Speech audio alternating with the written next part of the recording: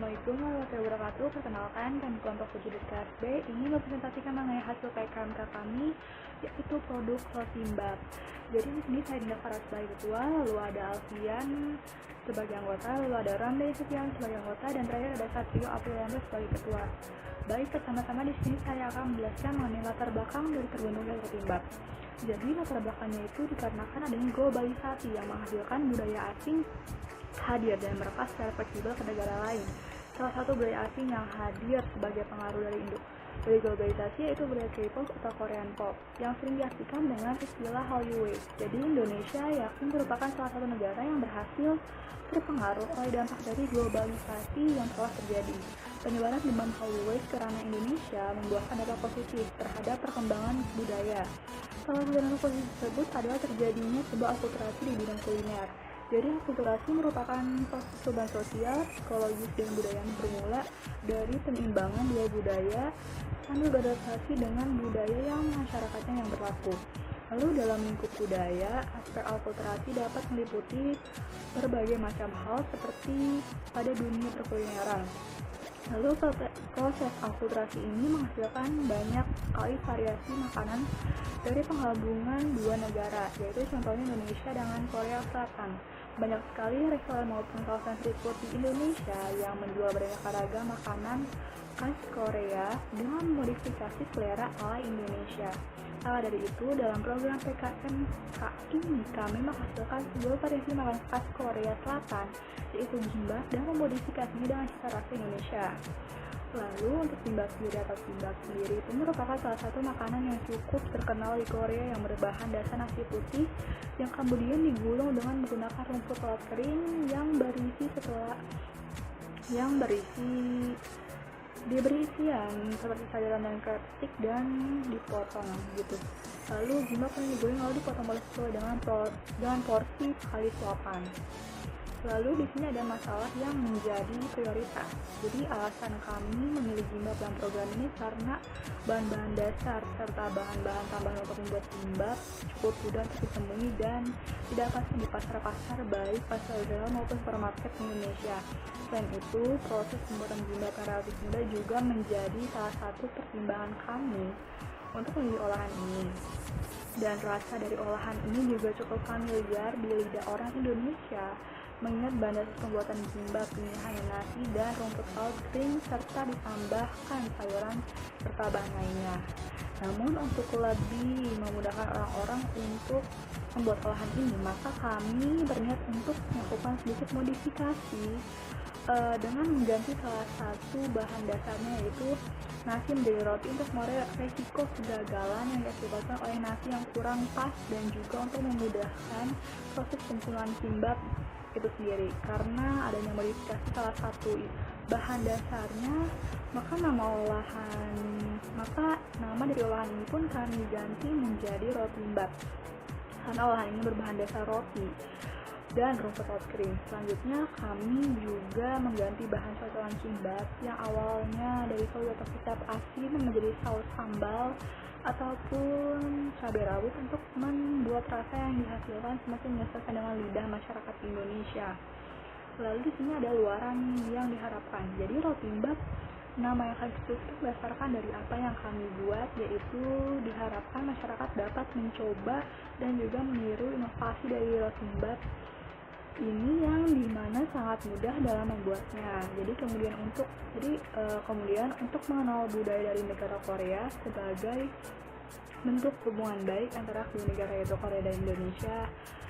Selanjutnya dalam segi kesehatan diharapkan dengan bahan dasar roti yang merupakan terbuat dari terigu berprotein tinggi sehingga lebih sehat dan cocok untuk masyarakat yang sedang melaksanakan diet, nasi juga dengan kombinasi sayur-sayuran di dalamnya membuat Rotimbab ini lebih sehat dibandingkan Rotimbab biasa. Selain itu, hal tersebut diharapkan Rotimbab ini menjadi peluang bisnis yang dapat berkembang karena dapat dilihat dari semakin banyaknya fans K-pop ataupun fans dari Korean boy band maupun girl band dari Korea Selatan.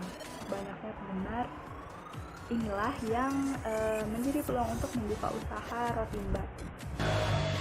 Assalamualaikum warahmatullahi wabarakatuh. Perkenalkan, nama saya Sofra Adiranto, nomor hadir 37.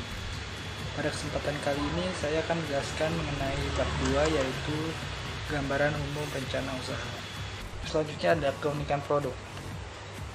Untuk lebih menarik minat konsumen, kami akan membuat kemasan produk kami bernuansa ala Korea. Rancangan kemasan kami nantinya akan berbentuk persegi panjang karena menyesuaikan dengan produk kami yang berbentuk memanjang.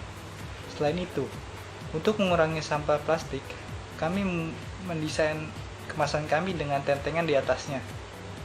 Serta, rancangan kemasan yang demikian bisa mengharapkan membuat produk kami dikenal karena ciri khas, yaitu tempatnya, dan juga dikenal karena turut serta untuk mengurangi sampah plastik.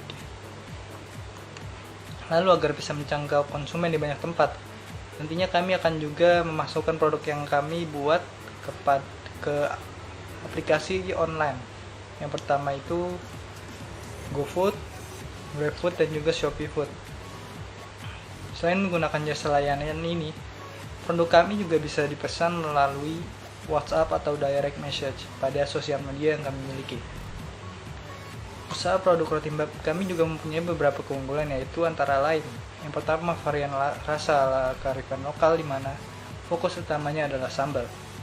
Terdapat 2 varian sambal dalam roti mbap ini, yaitu sambal bawang dan juga sambal mata. Yang kedua, roti mbap ini sangat aman dan higienis untuk dikonsumsi siapapun, serta bermanfaat bagi kesehatan dikarenakan bahan-bahan yang akan digunakan halal dan terdapat berbagai macam kandungan gizi di dalamnya. Yang ketiga itu, harga roti mbap sangat terjangkau. Selanjutnya ada peluang pasar. Peluang pasar merupakan sebuah gejala yang dimana yaitu sebuah kombinasi antara keadaan dan waktu yang memungkinkan sebuah perusahaan atau pelaku usaha untuk dapat mengambil tindakan untuk mendapatkan peluang atau keuntungan diri dari peluang tersebut. Dapat dilihat dari fenomena anak muda yang menyukai budaya dari Korea, yang dimana hal tersebut dapat menjadi peluang pasar bagi para pengusaha F&B. Dalam peluang pasar terdapat strategi pemasaran yang merupakan sebuah rencana yang menjabarkan ekspektasi dari pengusaha yang akan berdampak dari berbagai aktivitas dalam pemasaran terhadap permintaan produk. Analisis peluang pasar merupakan salah satu hal yang memang harus dicapai, seperti riset pasar terhadap faktor-faktor lingkungan eksternal yang mempengaruhi kegiatan usaha. Pada roti mbap ini kami melihat bahwa peluang dari usaha ini yaitu masih sedikit usaha seperti roti mbap ini di sekitar Jakarta, sehingga bisa menjadi peluang untuk membuka usaha ini dan menjualnya di sekitar Jakarta. Selanjutnya ada segmentasi pasar.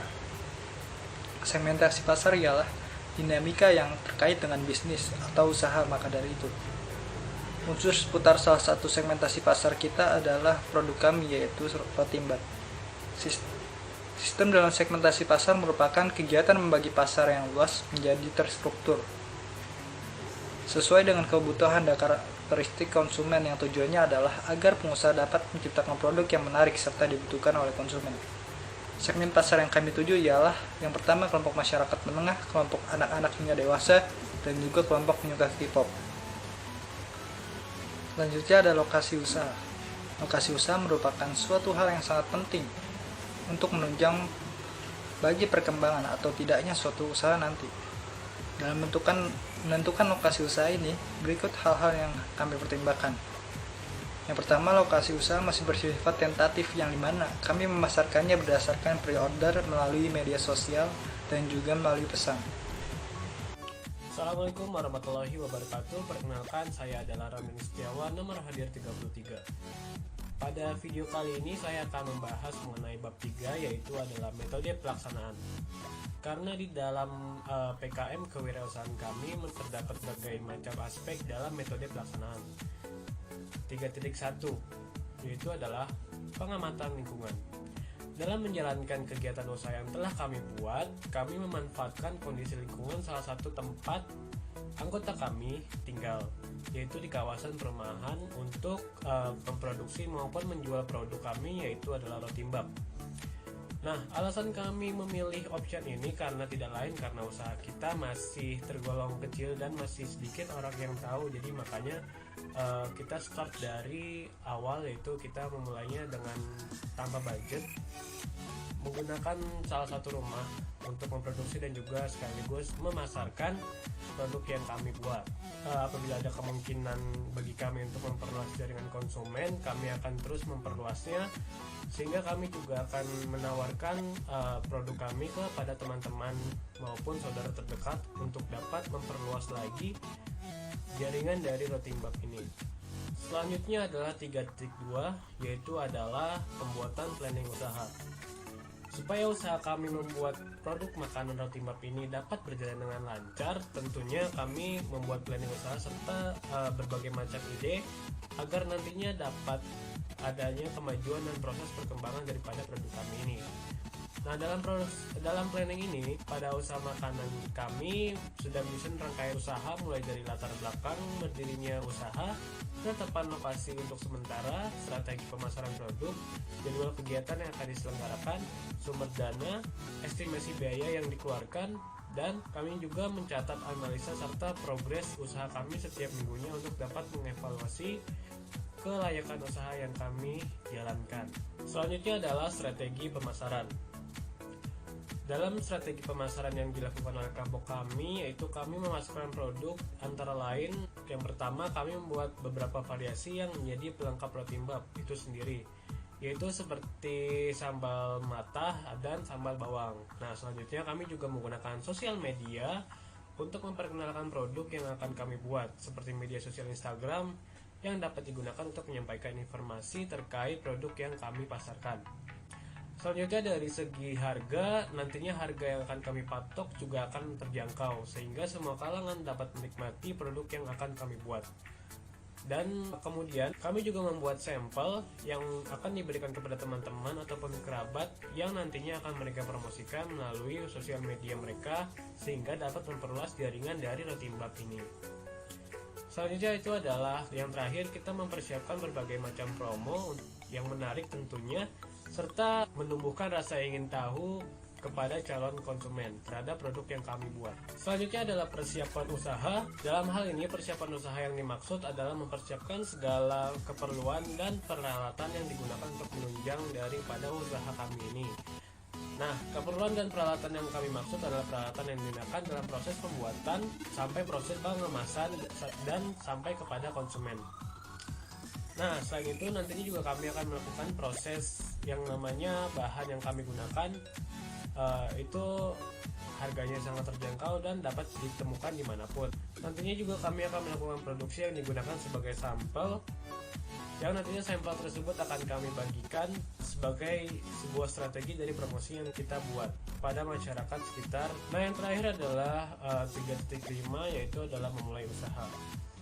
Setelah beberapa persiapan yang telah kita lakukan agar bisa dapat memulai usaha yang kita buat, dari proses produksi di rumah salah satu anggota, setelah itu kita tawarkan kepada media sosial, sehingga kita akan berkembang menyukai produk yang kita buat ini. Assalamualaikum warahmatullahi wabarakatuh. Perkenalkan, nama saya Muhammad Alfian Aryadi dari kelas B nomor hadir 24.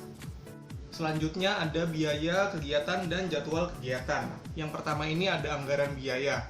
Penggunaan dana sebanyak 100% ini digunakan sejumlah 80% untuk kebutuhan operasional dan juga 20% untuk kebutuhan administrasi dengan total modal Rp1.200.000. Nah, untuk penggunaannya sendiri, untuk perlengkapan yang diperlukan sebanyak Rp280.000, untuk biaya habis pakai yang ditulis sesuai kebutuhan dengan total Rp770.000, untuk transport lokal sebanyak Rp0, dan juga biaya lain-lain yang mencakupi administrasi, publikasi, dan promosi sebanyak Rp150.000 dengan total biaya yang dikeluarkan Rp1.200.000.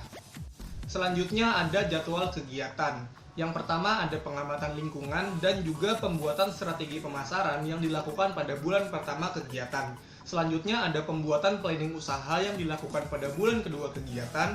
Yang ketiga ada persiapan usaha yang dilakukan pada bulan ketiga kegiatan. Dan yang terakhir adalah memulai usaha yang dilakukan pada bulan keempat kegiatan.